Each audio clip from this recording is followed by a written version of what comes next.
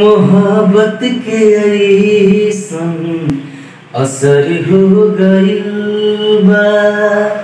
मोहब्बत के ऐसन असर हो गइल बा। ई दुश्मन जमाना सहर हो गइल बा। ई दुश्मन जमाना सहर हो गइल बा। मोहब्बत के ऐसन असर हो गइल बा।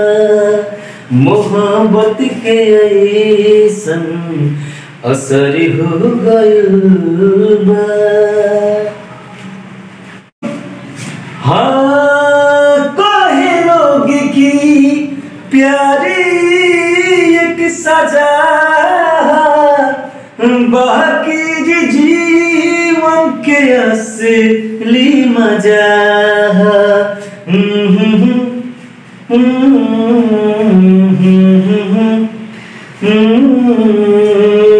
कहे लोग की प्यारी एक सजा, बाकी जीवन के असली मजा। चारों ओर देखा असर हो गइल बा। चारों ओर देखा असर हो गइल बा।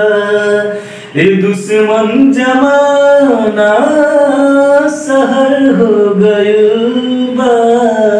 ए दुश्मन जमाना सहर हो गइल बा।